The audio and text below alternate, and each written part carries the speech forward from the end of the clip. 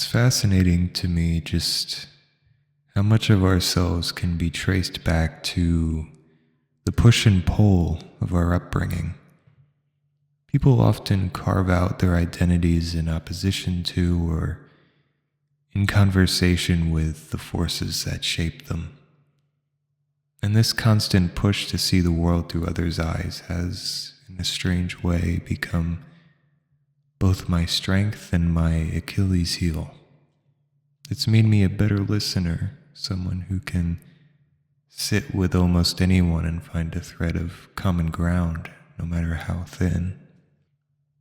But it's also left me paralyzed at times, second guessing my own instincts because I'm so used to questioning whether I'm missing some hidden angle.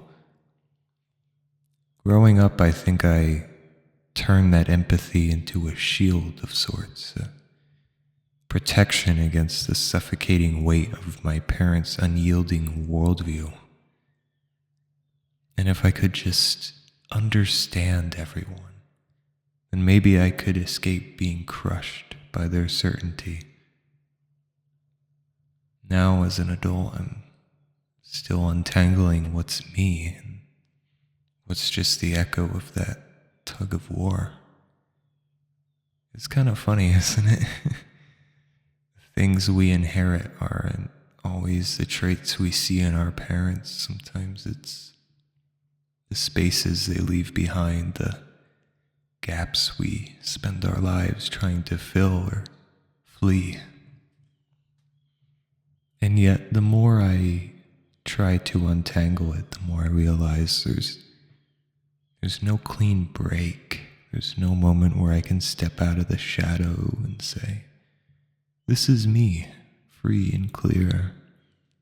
Those gaps they left behind aren't just empty spaces, they're sinkholes, swallowing up every attempt I make to stand on solid ground. I've spent so long listening, bending, adapting, that I'm not even sure what my own voice sounds like anymore.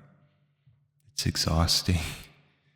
This endless excavation of self, sifting through the rubble of their expectations and my rebellion, only to find that neither side feels like home. I'm a mosaic of fractures held together by the fragile hope that understanding others might somehow piece me back together, but it doesn't.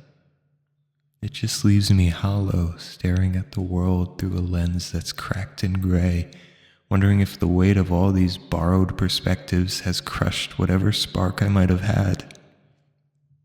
Funny indeed how the shield I built to survive them has become the cage I can't escape, and how the freedom I chased feels more like a drifting in a void, untethered and unseen.